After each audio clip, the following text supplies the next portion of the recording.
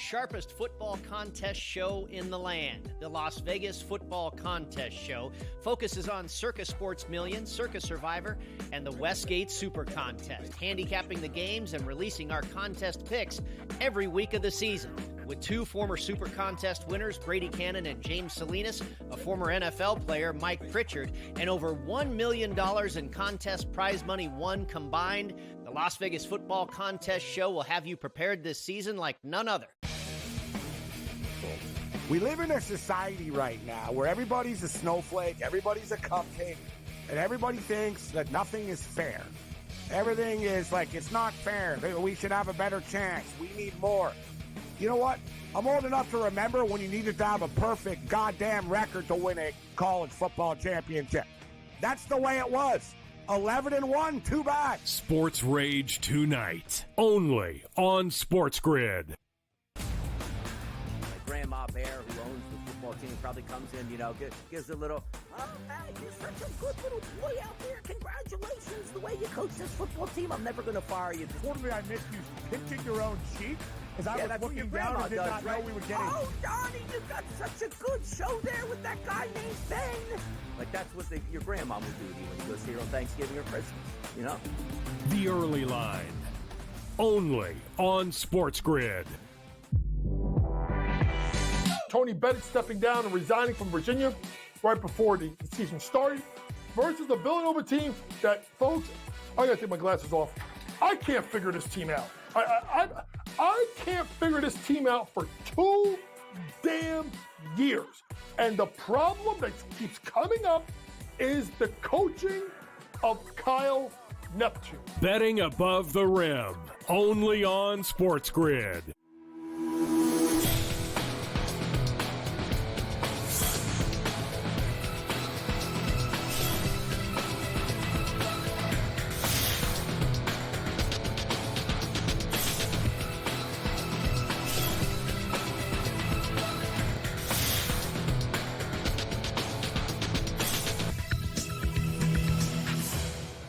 Good morning. Welcome to NewsWire here on SportsGrid. I'm Craig Mish. Happy Tuesday to you off a dud of a Monday night football game. How about them Cowboys, right? That's what we're saying today. Texans and Cowboys, a non-competitive Monday night football game. My gosh, have the wheels fallen off with Dallas. We'll get to that as well. Of course, we got some great guests here on the program today. We'll talk some Los Angeles Rams football. Rams right back in the postseason mix. We'll hit on that as well. We got Jacob Camenker from USA Today. And, of course, the latest in the National Basketball Association, as well as college hoops from last night. So let's get right to it. I watched a lot of this game, full transparency for fantasy football reasons. I watched right to the end. How pathetic am I? The Texans dominated the Cowboys 34-10. The Cowboys are not a good football team, but they're really not good when their offensive linemen get hurt, apparently, because they just lost Zach Martin and a bunch of other linemen in this game. Their offense could do nothing. Cooper Rush had a tough time, too. By the way, the Texans, honestly, if you watch this game, I mean, this was really not indicative of the score, 34-10. They didn't play all that well either. But right now, Dallas is borderline worst team in the NFL, truthfully, from watching this game. I got to believe that. Meanwhile, on the Houston Texans side, they're charging toward the playoffs, it would appear at this point. D'Amico Ryans said the frustration of not scoring in this game for game after game, by the way, took its toll, but they finally picked up some points. The run game starts with our offensive line. I asked them to challenge them to play fast, play aggressive. Thought they did a really nice job. And Joe, when he's on, he's a force for us. Over 100 yards, 3 touchdowns, just really like the way we just kept turning it in the run game, and proud of the guys for stepping up to the challenge. Can you talk about the defense, just the takeaways and just the pressure you guys had all night? The defense played with the elite energy, and we executed really well. All for like one big play that we gave up. We'd like to have that one back, but overall, I think our guys played really well to attack the football the way we attacked the football. D-line really picked up the pressure in the second half. Derek Barnett, the play he made, really changed the game for us, right? It flipped the momentum. It got everybody juiced up on the sideline. It was just a huge play. Him get the strip sack, and for Petrie to come up and force the ball out. Like, when something we talk about and we harp on is attacking the football, and we talked about this week, not just attacking it, going to score. So that was a huge play for us defensively. I thought the D-line really played well in the second half. And Stingley did a really great job in coverage all game. For him to get the pick, that was big time for us as well. Another huge game for Joe Mixon, by the way, is who he was referring to in the running game early on in that clip. All right, now let's get to the Cowboys side of things where, I mean, honestly, it looks like the end is coming for head coach Mike McCarthy. Another very disappointing loss for them in a game that was not particularly close. McCarthy said disappointing on every level. Explain it? Yeah, I think I think the reality, it's very frustrating. It's frustrating for everybody. Frustrating for the players, frustrating for the coaches. I know it's it's disappointing for the fans, but we have a lot of moving parts going on, and we just have to be cleaner and more detailed in certain spots. We're not playing well enough, or execute well enough, coaching well enough to overcome some of the mistakes we're making at critical times in the game. Just go even in the first half. We had some opportunities there to get some more points and didn't get it done. We just have to play cleaner in these tight spots, and we did not do that tonight. The youth of your team, obviously you had to play a lot of guys tonight. Without looking at the film, are you just like, these are the people I have, I got to play them a little bit more now?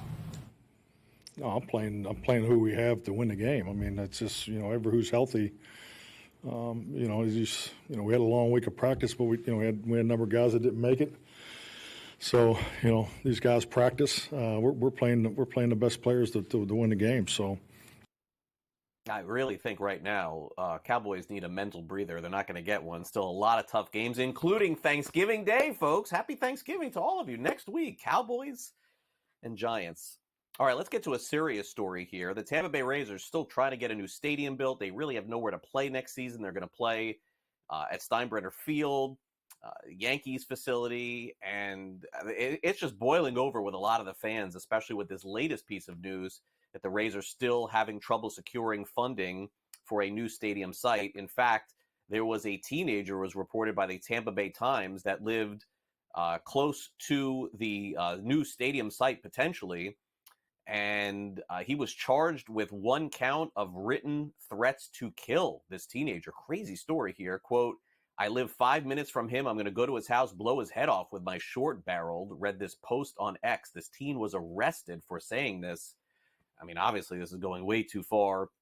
But needless to say, the Rays are going to have a hard time staying in the Tampa Bay area if they don't get a stadium done soon. As a side note, of course, they still have to clean up Tropicana Field as well. All right, let's get to better news. The Golden Knights and BetMGM have extended their partnership. Sports betting and iGaming operator BetMGM announces yesterday they have a partnership with the Golden Knights through the 2026-27 season. As part of the agreement, BetMGM will continue as the official betting partner of the Golden Knights on the Nitron throughout T-Mobile Arena and with all branded content as well. All right, in case you missed it last night, even before the game began between the Cowboys and Texans, things were falling apart. Literally, at Cowboys Stadium, AT&T, a piece of metal actually fell through the stadium. Nobody was hurt, but they decided to close the roof after that. Good idea. Brock Purdy popped up on the injury report for the San Francisco 49ers. He basically had a left hip and oblique injury, some pain and soreness. We'll see if he ends up playing this week. The Bears have filed a complaint with the NFL that the Packers committed a penalty on that game-ending field goal block. Head coach of the Bears, Matt Eberflus, told reporters the Bears believe the Packers tried to block illegally at the end of the game. The long snapper is considered a defenseless player at the time, and the snap is afforded extra protection. Because of those rules, defenders can't forcibly hit the defensive player. Apparently they did. They did not call a penalty. Nothing is going to change. The Bears still lost that game. All right, folks, a lot of firings in college football, in case you have missed it, over the last 24 hours. Remember Tom Herman, the toast of town at the University of Texas? He then went to Florida Atlantic University, FAU, and then they ended up getting fired. 2 seasons, 6-16, 0-6 in the AAC this year. FAU has lost 5 games in a row. Also, Charlotte has fired their head coach, Biff Poggi. Tim Brewster is now the interim coach. UMass has also fired their coach, Don Brown, after a 6-28 stint. You read that right. 6-28. I don't know who keeps their job after that. Also, the quarterback of the Iowa Hawkeyes, Brendan Sullivan, likely out for the rest of the regular season. All right, we got college football again tonight. It's a Tuesday night, so what would it be without some MACtion? The Akron Zips, 10.5 road favorites at Kent State, total of 48.5. It's Central Michigan, 6.5-point home underdogs against Western Michigan. Total is 56. Northern Illinois, 2.5-point road underdogs at Miami, Ohio, with a total of 42.5. In the NBA last night, big shot Damian Lillard ends up getting a big victory, and they needed it, did the Milwaukee Bucks. They end up beating the Houston Rockets. Final 101-100. Dame had 18 points and 10 rebounds. The Philadelphia 76ers just keep on struggling. 2-11 on the season, 106-89 loss to Miami. And folks, they were outscored 79-43 over the last 30 minutes of the game. Golden State falls to the Clippers 102-99. The Magic go into Phoenix, cover the 4.5-point spread, and beat the Suns 109-99. But the big story, of course, tonight in the NBA is the Boston Celtics have a chance to knock off the undefeated Cleveland Cavaliers. They haven't lost yet this season, folks, and the Celtics are 4.5-point favorites. We'll take a quick time out here on NewsWire. When we come back, it's time to dive into the latest in college football. Did Georgia secure themselves a spot in the college football playoff by beating a top 10 team in Tennessee? Bill Bender will join us for the latest there and also tell us whether or not he still believes in those Oregon Ducks. Be right back.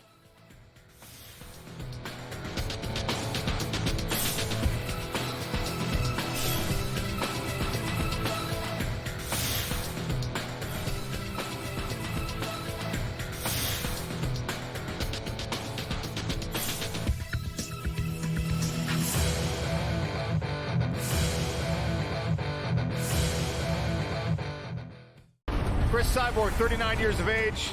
Larissa Pacheco, only 30. Cyborg 2 inches taller. Equal measurement on the arm reach for these women. Slightly longer legs for Chris Cyborg. Touch of the gloves, and we are underway in our co-main event. Cauliflower. I don't know, it might be beautiful. What a level. big kick. How did she take Pacheco just ate it. Wow. Measured and controlled in her breathing. Oh, nasty left hand snuck over the top for Cyborg. Pacheco. She will literally and figuratively smell blood in the water. Oh, there's a guillotine. Another beautiful takedown, but she put herself right in harm's way. That is tight. Good short elbow there. Very nice. Oh. An overhand right there from Cyborg. That was a solid right hand. Eating some punches. Watch the back of the head, Chris. Watch the back of the head.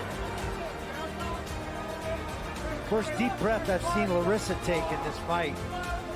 Just about 10 seconds ago. Oh, nice takedown. Rolls through onto an ankle, maybe.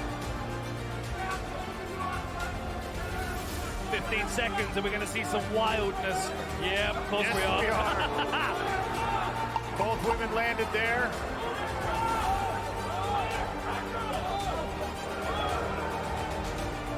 They'll swing away to the final bell here. 9-46. I'll have it for the winner by unanimous decision. And now the PFL Superfights Women's Featherweight World Champion, Chris Cyborg. The legend adds to her legacy. Chris Cyborg.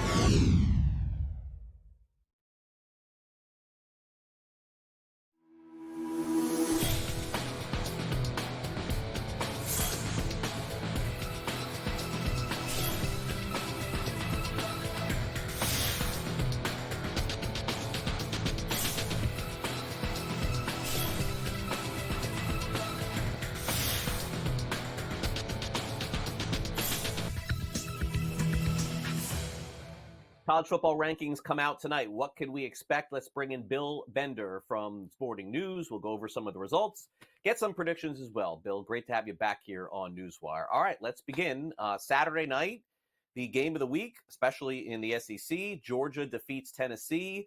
Very strange game, Bill, because Tennessee early on not only looked like they were prepared, they looked like they were going to win this game. But what happened in that second half? My gosh, Georgia's defense completely clamped down.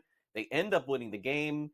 and now have put themselves in a prime spot to jump back into the college football playoffs. Yeah, this is what happens when Carson Beck plays well. 350 yards, 2 touchdowns, most importantly, no interceptions. They didn't have Trevor Etienne. I think the key for Beck was he kind of turned 3 tight ends into Brock Bowers. Remember, they don't have Brock Bowers. Brock Bowers is playing so well in the NFL, but he got all 3 tight ends involved in the offense, and it opened up everything else. So for Georgia, like you said, probably in the playoff as long as they win the next 2, not probably, they will be. And I'm wondering tonight whether or not they will be ranked ahead of Alabama and Ole Miss, despite the fact that Alabama and Ole Miss have head-to-head victories against them, because nobody has a better strength of schedule argument than Georgia, in my opinion. So, yeah, they look like a playoff team, possible national championship team when they play like that. Yeah, right back at it. Beck, I know, had a couple of nice runs in that game, too. Seemed to fire them up in that game. All right, Oregon not fired up. Was this just a blip on the radar here? I mean, they barely beat Wisconsin, 16-13 the final. Bill, you've been doing this, and so have I, a long time. There's always 1 or 2 games on the schedule that teams just basically don't put their best foot forward. This seems to be that one. But let's also not forget that Oregon was like 1 play away from losing to Ohio State, too. So do you still believe that the Ducks should be the number 1 team in the country? Yeah. I'm not as worried about that game as others might be. Sometimes you go to Madison at night, and it's a tough place to play. And they find that out. I mean, I've watched that for years. I've watched Ohio State go in there and struggle for 3 quarters and pull out a win, or Michigan to go in there and even lose that game. So for Oregon, I think it was just about getting there, getting the victory. The good news was their defense was outstanding. Limited Wisconsin to 1 of 12 on 3rd down. Dylan Gabriel made that huge 4th down pass to Terrence Ferguson to start the 4th quarter, and they got the win. They get to sit and watch Indiana and Ohio State out of sight, out of mind this week. They will stay number 1 this week. They will stay number 1 next week. When they get to the Big Ten championship game, however, I think they will be an underdog against Ohio State, and I would probably pick the Buckeyes to win that game, but I reserve judgment to see what Ohio State does against Indiana first. Yeah, huge game this week, of course, in that one. All right, so right now, Ohio State is the favorite to win the national championship, but now Georgia, Bill, has jumped all the way up to plus 480. So that's the big move there. Alabama still creeping in at 8-1, as you see Texas there at plus 550. All right, so we talked last week here on the show about one of the strange lines of the week, Kansas. Kansas's line last week, and boy, did that not turn out to be the way it was. I mean, how impressive have the Jayhawks been? 17-13, the final, and certainly have put themselves into a position for a big bowl game. I'm not sure that the playoff is within reach. What do you think? No, but they're definitely spoiler, and they'll be spoiler. I know later in the week you and I will talk about that Colorado-Kansas game. But for them to go through these Big 12 teams and kind of just wreak havoc on the playoff picture is amazing. That BYU game you mentioned, totally strange. BYU in control, then Jalen Daniels does a pooch punt. It hits a BYU player. Kansas recovers it, and then they get a 4th down stop later in the game. So for Kansas, huge. For BYU, kind of using the mulligan in golf. That's the analogy I always use. They get more attention when you use your mulligan on the back 9 in college football, so to speak. But I think BYU still has a chance to get to the Big 12 championship game. They got to take care of business against Arizona State this week. Who knew, Craig, that in 2024, I was going to tell you the 2 biggest games in Week 13 were going to be Ohio State and Indiana as the appetizer for Michigan, and then Arizona State, BYU, and Tempe. First meeting between those teams since 1997. That Big 12 picture is no clearer this week than it was last week, other than I kind of like Colorado to win it all. Right. But this week we will get clarity on Indiana, Ohio State. And Bill, the rankings come out tonight. Let's take a look at your top 7. And we'll get some things figured out here. I guess the question, and we're going to preview these games later in the week. Let's focus on this for now. Indiana with a win is going to be staying in the college football playoffs. If they lose, Bill, to Ohio State, look how long it has taken them to get any respect to move up to number 5 at 10-0. I'm afraid for them, Bill. If they lose, they drop out of the top 12. Well, because of that 5th SEC team. We've spent all week doing these SEC tiebreakers, and Tennessee's that team that will probably be squeezed out tonight. Do you think their fans are going to take that lightly? With 2 losses, they played Alabama, they played Georgia. You put their resume up against an Indiana who hasn't beat a ranked team. And I think the result is very important this weekend in Columbus. If Indiana goes out and gets beat 38-7, that would lend credence to these SEC teams that have played all these tough games. So yes, I agree with you. If they lose badly this weekend, they are going to be put under a lot of scrutiny by these SEC playoff teams. Yeah, and closing out the top 12, Mississippi will play the Gators this week. All of a sudden, the Gators seem to be playing a little bit better, so we'll see what the result of that game is. Miami is back at it this week, ranked number 10, and then on the outside looking in, we have BYU, who we've discussed, and then SMU at 14. But, they're Mustangs fans right now, Bill. The kids at the school, they're probably upset that they're number 14. They shouldn't be. They control their own destiny. As long as they win out, they're going to be in. And they got a chance to do that. They took care of business against Boston College. They have a tricky road game at Virginia this weekend. I just be careful with that one. And then if they win out, they're in. So there's no problem. I think with the ACC and the Big 12, it's understood that you have 2 one-bid leagues. So if you're that 5th SEC team trying to get in the playoff, your options are pick on Indiana or root like crazy for Army this weekend against Notre Dame, because that would push the Irish out of the playoff picture. Yeah, I would. And maybe a more competitive game between those two teams than we've seen in a while. Thanks again, Bill, for coming on the show. We'll check in with you later in the week to get your official picks for the big ones this weekend. I appreciate it. Thanks, Craig. All right, Bill Bender from Sporting News. We'll take a quick time out here on NewsWire. When we come back next, it's time for the SportsGrid Sound Off.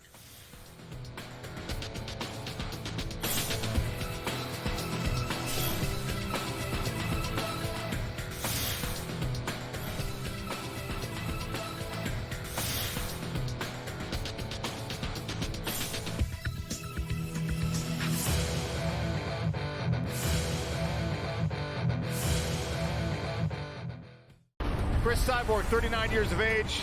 Larissa Pacheco, only 30. Cyborg 2 inches taller. Equal measurement on the arm reach for these women. Slightly longer legs for Chris Cyborg. Touch of the gloves, and we are underway in our co-main event. Cauliflower. No, it might be. Beautiful. Double. Big kick. How did she take that? Pacheco just ate it. Wow. Measured and controlled in her breathing. Oh, nasty left hand snuck over the top for Cyborg. Pacheco, she will literally and figuratively smell blood in the water. Oh, there's a guillotine! Another beautiful takedown, but she put herself right in harm's way. That is tight. Good short elbow there. Very nice. Oh. Good overhand right there from Cyborg. That was a solid right hand. Eating some punches. Watch the back of the head, baby. Watch the back of the head. First deep breath I've seen Larissa take in this fight. Just about 10 seconds ago. Oh, nice takedown. Rolls through onto an ankle, maybe. 15 seconds, and we're going to see some wildness. Yeah, of course yes, we are. Both women landed there.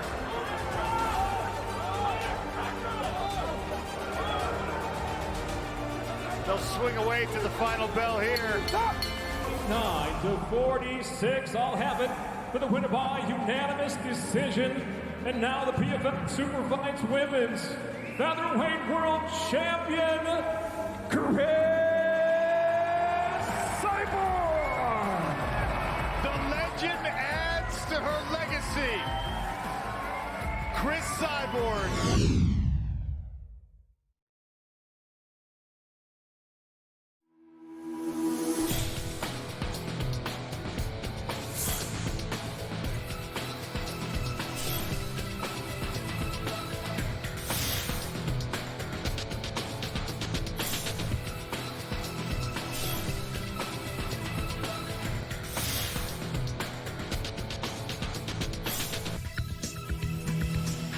Welcome back to NewsWire here on SportsGrid. We'll get a preview of the big game in college football this week between Indiana and Ohio State. What's going on with the Philadelphia 76ers and a whole lot more. It's time now for our SportsGrid Sound Off.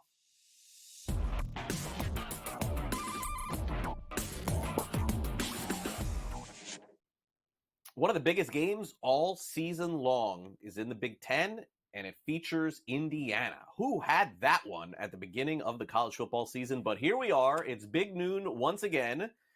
And honestly, this is a game that if Indiana wins, I mean, they could end up being the number 2 team or number 3 team in the country going into the college football playoff. They're certainly in position to do so, but can they pull off what would be the biggest upset or one of the biggest upsets to get themselves into a championship position? Let's find out with our very own Ben Stevens of the Early Line.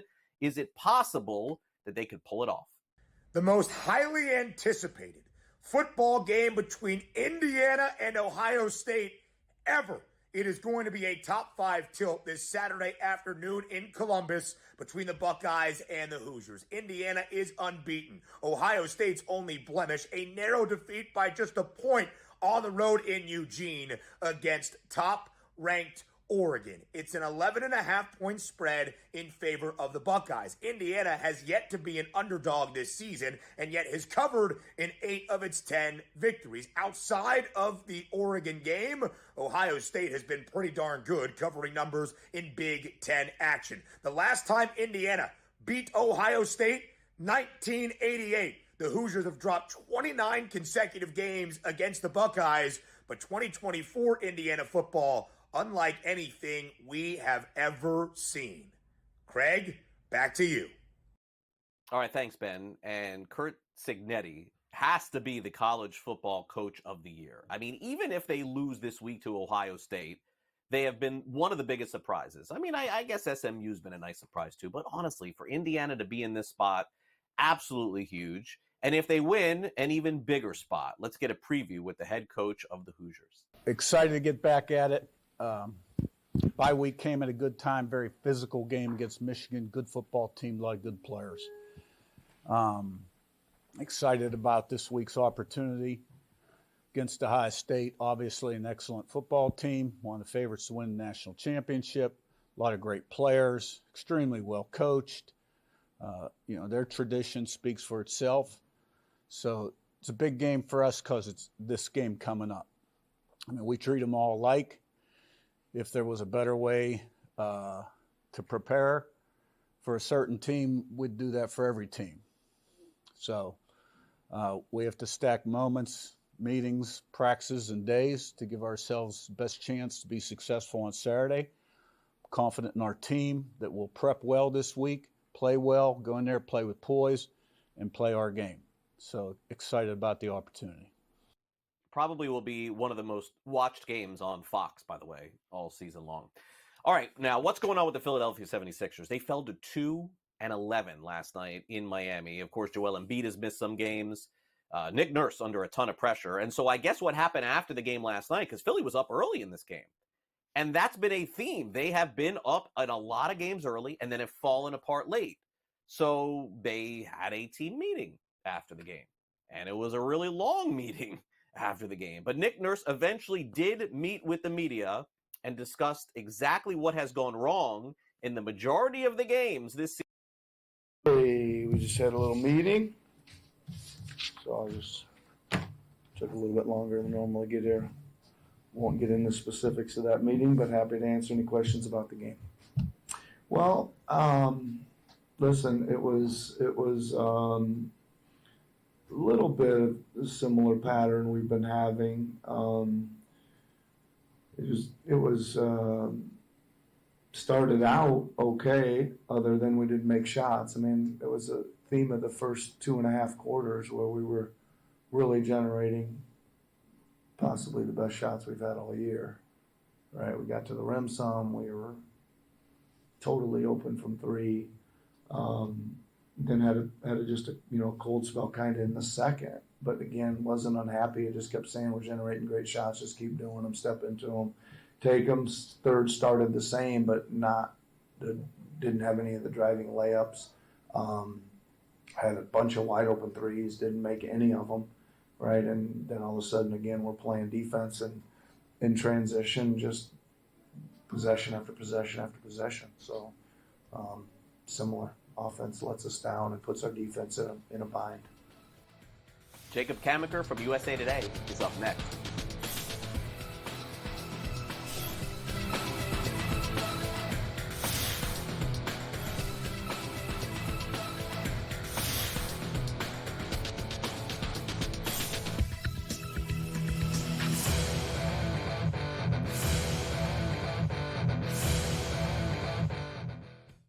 Chris Cyborg, 39 years of age. Larissa Pacheco, only 30. Cyborg 2 inches taller. Equal measurement on the arm reach for these women. Slightly longer legs for Chris Cyborg. Touch of the gloves, and we are underway in our co-main event. Cauliflower. No, it might be. Oh, beautiful. What a level. Big kick. How did she take that? Pacheco just ate it. Wow. Measured and controlled in her breathing. Oh, nasty left hand snuck over the top for Cyborg. Pacheco, she will literally and figuratively smell blood in the water. Oh, here's a guillotine. Another beautiful takedown, but she put herself right in harm's way. That is tight. Good short elbow there. Very nice. Oh. Good overhand right there from Cyborg. That was a solid right hand. Needing some punches. Watch the back of the head, Chris. Watch the back of the head. First deep breath I've seen Larissa take in this fight. Just about 10 seconds ago. Oh, nice takedown. Rolls through onto an ankle, maybe. 15 seconds, and we're going to see some wildness. Yeah, of course yes, we are. Both women landed there.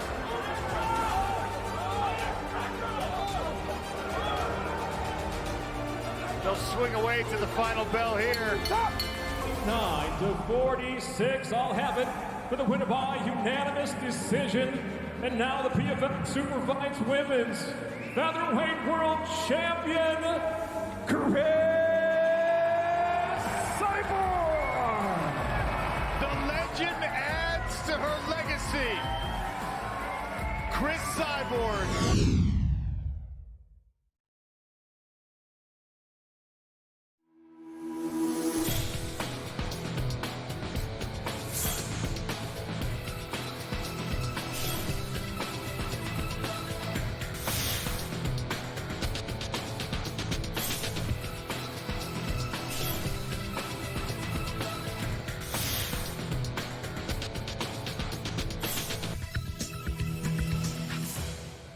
We got Jacob Camenker from Sporting News with us in the house. I think this will be my final time checking in with Jacob before Thanksgiving because I'm taking a few days off, folks, next week here from NewsWire. But Jacob, he's going to be working. He'll be working during one of the games, going to be writing for USA Today. And so we'll break down some games with him today. And then, of course, we'll move on to some of the games this weekend. What's up, Jacob? Thanks for coming on.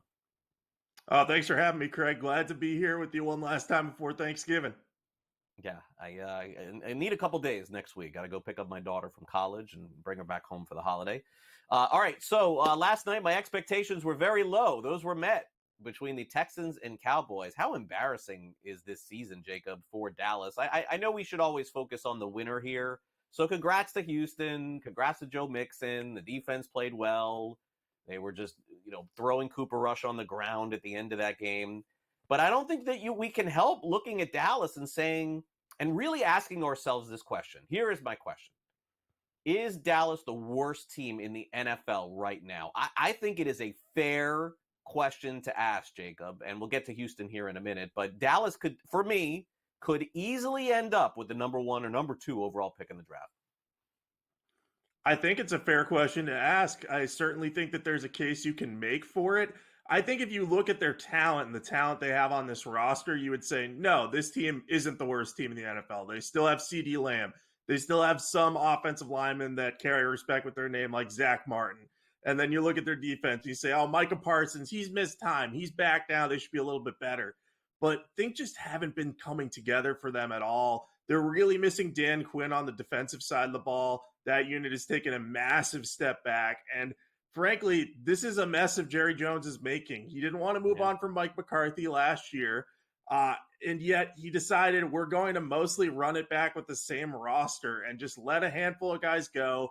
Our marquee off-season signings are going to be Eric Kendricks and Ezekiel Elliott, and then we're going to say we couldn't afford anyone who wanted to come here. Like Derrick Henry has said that he wanted to go to the Cowboys before the Ravens came calling. So if they had Derrick Henry, this team would look a lot different. And maybe Henry would have a little bit worse of a year playing for an offense that kind of hasn't come together yet. But I think as long as the Cowboys are without Dak Prescott, this offense isn't going to do much, and their defense isn't the same unit it once was. So I think there's a fair case to be made they're probably a bottom 5 team in the NFL right now. It will be interesting to see where their draft position ends up. Yeah, I think they're on the verge of that. I mean, Jacksonville seems to have lockdown maybe on number 1, but we'll see. All right, so Houston seems to me, Jacob, to be the team that, a lot of people had high expectations for, and I think some of those will be met. I think they're going to make the playoffs, but every time I watch them, Jacob, I feel like I'm wanting a little bit more, so I'm just not sure if they're poised to make a deep run, but I think they're going to get in. I agree with you on that. I think they're going to get in. I think they're the best team in their division. The Colts could maybe challenge them a little bit down the stretch, but Anthony Richardson's a little too inconsistent for me there. But I also agree with you that I want more from this team. I think we've seen it. Their second half touchdown drought lasted almost 5 games. I mean, really, without that late Joe Mixon couple of touchdowns there that he had, it would have been another bad second half for Bobby Slowick's offense. So I think there's some concerns there. Maybe CJ Stroud's hitting that little sophomore slump where teams have figured out what type of pressure bothers him the most. So I think on offense, you kind of have issues there. And then defensively, I know they have very good pass rushers. Will Anderson missed last night's game, yet they still got a ton of pressure on Cooper Rush. But they just haven't been consistent defending against the pass. That's something that I've noticed a lot when they play. They have a tendency to give up these really big explosive pass plays at times when you're not expecting it. We saw that against the Patriots in Drake May's first start. Granted, they were winning big throughout most of that game, but they let him complete some deep passes. And then yesterday night, we saw Cavante Turpin just get loose on them and go 64 yards for a touchdown. So a team with that type of defensive tendency to give up the big play and a team that has trouble scoring in the second half, that doesn't mix well for me. I think they're going to probably fall short of expectations come playoff time, but they're certainly a talented squad. I think they're just enduring some natural growing pains. Yeah, I would agree on all fronts. All right, so the Bengals, the odds makers are still telling us there's a chance they make the playoffs. I mean, they have had an incredible season from their quarterback and wide receivers here. I mean, this is crazy, Jacob, to think that Joe Burrow would be an MVP candidate if he was playing on any decent team in the NFL. The win total already down now to 7.5. But look at this, to make the playoffs, I know it's a long shot at plus 440, but for any team with their record to still have these odds tells you the odds makers are not giving up on their season. I don't think they should give up on their season either. I know it's been frustrating to watch them, but the Bengals are an unfathomably bad 1-6 in these one-score games. If you just can flip a few of those going forward and just win at some of these tight games, if Evan McPherson makes those field goals against the Chargers, they have a chance to win. That's been a story of their season, is their kicking struggles. But this offense is so explosive with Joe Burrow. 100% agreed be an MVP candidate. I put a little bit of money down on him at 20-1 odds to win it, just because I think if he can somehow will the Bengals into the playoffs, his numbers are going to stack up with the best quarterbacks in the league. They already do. But I look at their schedule down the second half of the stretch. Yeah, they have some divisional games, but they don't have a lot of tough opponents on the schedule. Now, they're probably going to have to win 6 games of those 7 to really have a shot at the playoffs, and even then it's iffy. But if any team can go on this kind of heater and hot run, I think the Bengals can do it because they have so much offensive talent, and Lou Anarumo, despite the defensive struggles, is a really good coordinator and is going to figure something out on that side of the ball. They just got to get a little healthier. They keep losing defensive backs and defensive tackles, and that is not a good way to come back in a season where you're already kind of behind the 8 ball. Yeah, and as you can see with the odds over on the FanDuel Sportsbook, I mean, really only the 2 wildcard teams at the top seem to be locks with the Chargers and Ravens. But from there, we could go right down to that last game of the season. Because let's be honest, I mean, the Broncos are definitely way more impressive than anybody thought. But who knows? Same thing with the Colts. The Dolphins, all of a sudden, maybe they play better in the second half this year than they did in the first. And then there are the Bengals there at plus 440. All right, let's close it out. The San Francisco 49ers, Jacob, I'm still waiting for them to wake up. I don't get this one at all.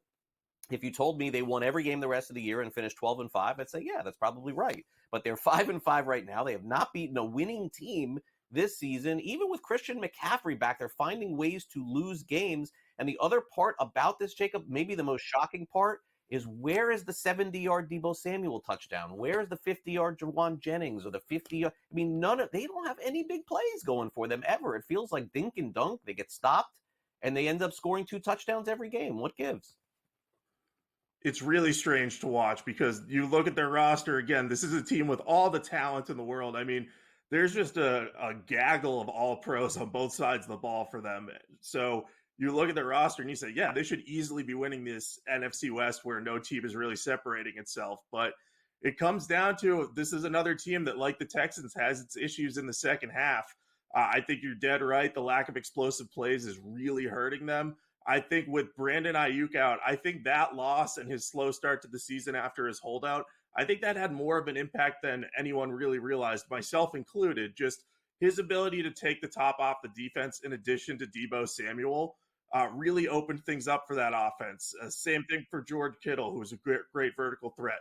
When those two aren't on the field, the 49ers have to play that dink and dunk style of offense. And Deebo Samuel is a big guy. He's pretty physical. He's fast too. But if you're able to focus on him and say, hey, Juwan Jennings, try to beat us deep.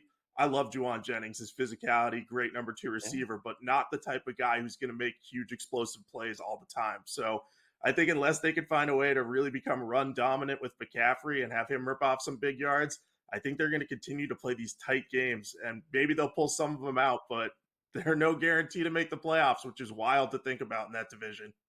Yeah, plus money to make the playoffs. I'm hearing a lot of, well, they didn't have George Kittle. I got news for you. They've had Kittle most of the season. He's played pretty much every week. He's been one of the best tight ends in football, and they're still not winning with him or without him. All right, Jacob, thanks again for coming on. Enjoy the rest of your week, and happy Thanksgiving if I don't talk to you. Thanks again. Thanks. Take care, Greg.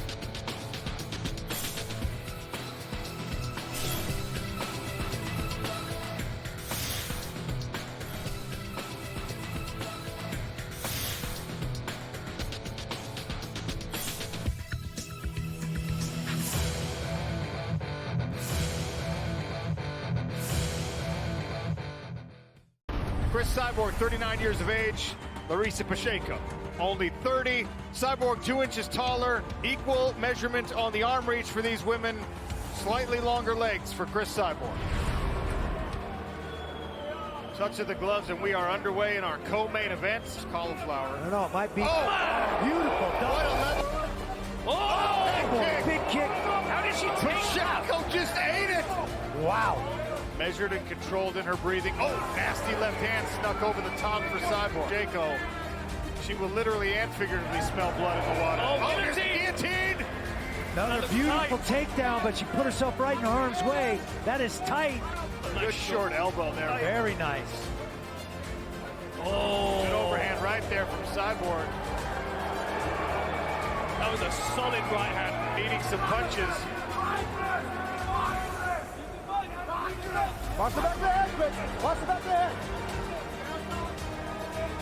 First deep breath I've seen Larissa take in this fight. Just about 10 seconds ago. Oh, nice takedown. Rolls through onto an ankle, maybe. 15 seconds, and we're going to see some wildness. Yeah, of course yes, we are.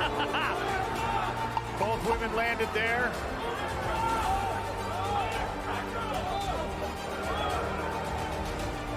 They'll swing away to the final bell here. 9-46, I'll have it for the winner by unanimous decision. And now the PFL Superfights Women's Featherweight World Champion, Chris Cyborg! The legend adds to her legacy. Chris Cyborg.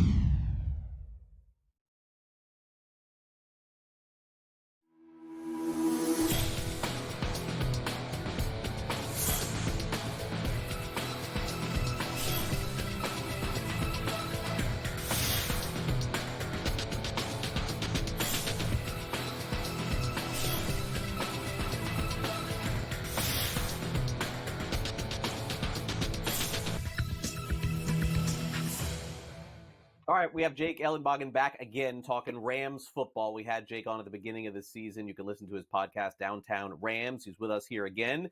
First half of the season is over, second half underway. Jake, thanks for coming back here on NewsWire. Appreciate it. Absolutely. Thank you so much for having me, Craig. Yeah, no problem. All right, so, I'm glad that I picked the Rams last week. It was one of my favorite picks of the week just because, Jake, I watched that game against the Dolphins very closely.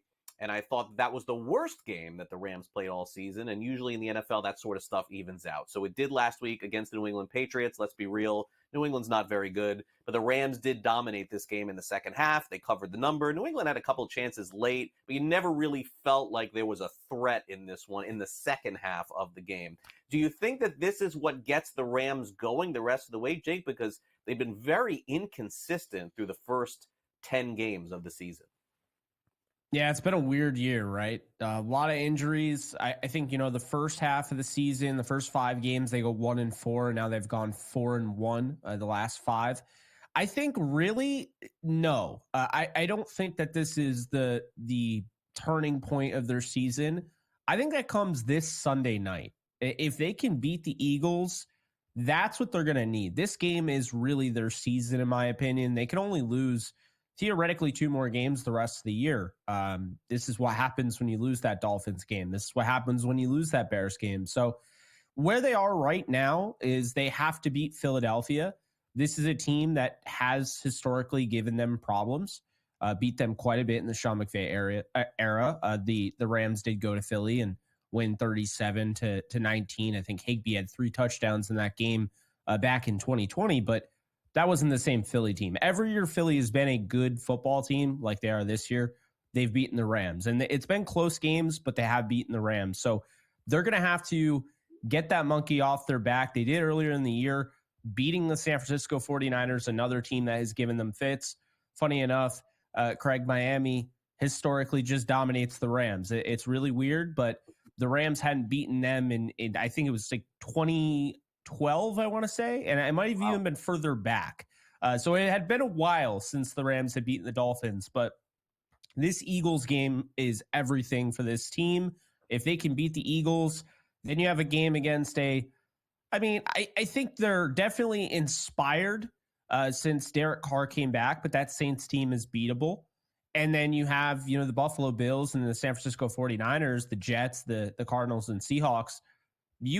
Like I said, you can only lose really 2 of the next remaining games. So this Eagles game is absolutely huge. And this is a team that hasn't played a ton of teams, but their last game was very telling the way they played the Commanders. So should be a really fun one this Sunday night.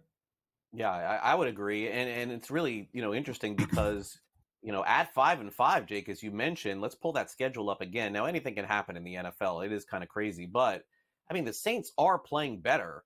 And so beyond that Jets game, this is not an easy schedule for them the rest of the way. And I suppose that's why FanDuel basically has them with the longest odds to win the division. They're 5-1 along with the Seahawks, which very well could be the game that determines this thing in the last game of the season. It could happen. So we'll see. Both 5-1, Rams 5-1, Seahawks 5-1.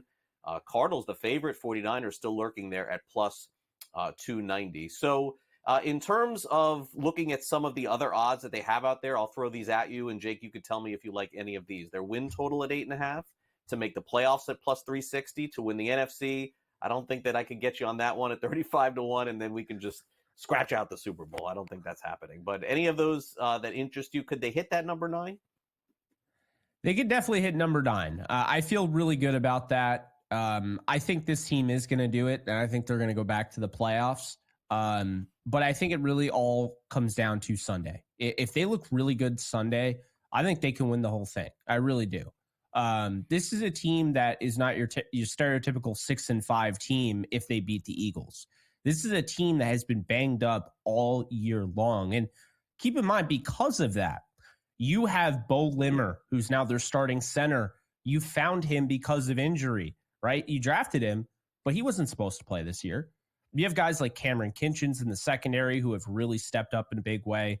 You have Jalen McCullough, another UDFA, that they just have a bunch of these undrafted free agents that they get that really no one talks about. But this is why the Rams were able to go out and give up all those picks for Stafford and Ramsey and Cooks and Sammy Watkins. They do such a great job at, finding talent and developing it. So, yeah, I think when you look at this Rams team, just looking at the offense and just the talent that they have, that alone, if they're doing what they did against New England, which I thought New England, that was going to be a little bit of a tougher test That defense has played well. They had 29 pressures on Caleb Williams the week prior on the road.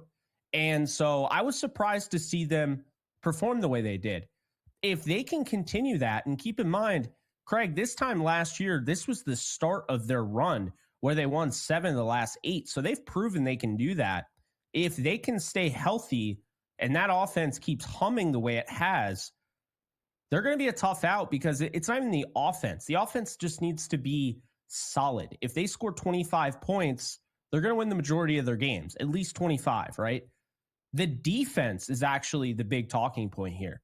This young defense, without Aaron Donald, everyone said they were done. They are now starting to look like an Aaron Donald defense. You now have teams like the Patriots that are dinking and dunking to essentially slow down the pass rush. This defense gives them a shot, and they can beat anybody. Yeah. I think the only point of contention I would have is, yes, they can beat anybody, but they could lose to anybody too. So that would be my worry with them in a playoff run, where I could see them, yes, winning that first game. And then they play Detroit, and I could see them losing by 70. So that would be my concern there. But, certainly you're right. The defense has been great. This kid, Jared Verse, by the way, I mean, another great pick. Yeah, great pick for them as well. All right, well, Jake, it's been great having you back here, and certainly we'll follow the Rams the rest of the season and check out the podcast as well. Thanks again for coming on NewsWire. I really appreciate it. I appreciate it, Craig. Thank you. All right. NFL playoffs coming soon here on SportsGrid as well. All right, we'll be right back for some last licks, so don't go away.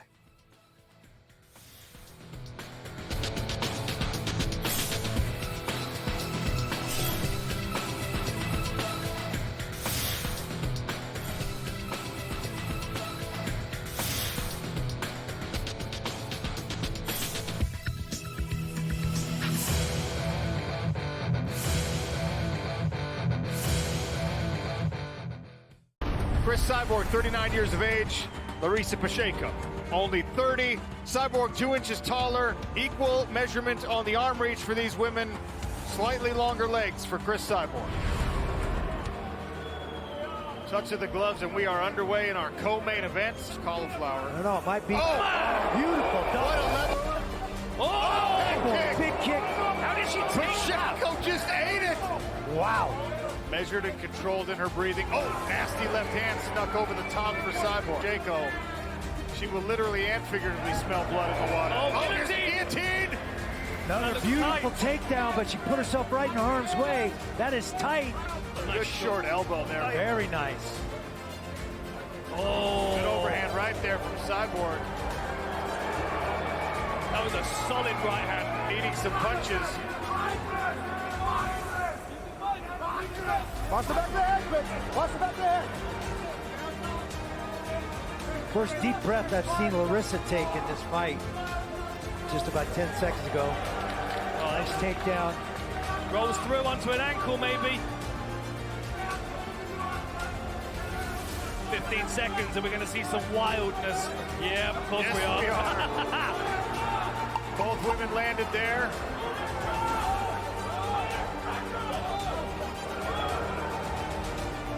They'll swing away to the final bell here. 9-46. I'll have it for the winner by unanimous decision.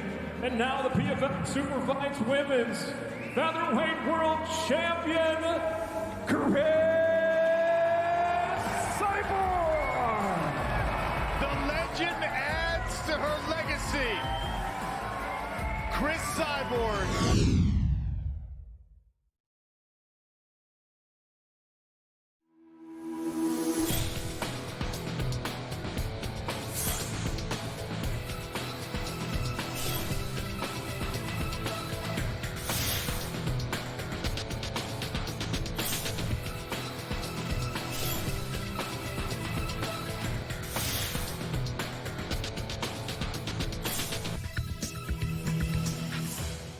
Welcome back to NewsWire here on SportsGrid. Time now for some last licks. We'll get into another honor for the great Pat Riley. Also, Paul Skeens finds out he wins Rookie of the Year to no surprise. And boy, it is bad timing right now to be a college football head coach with a certain mascot. It's time now for some last licks.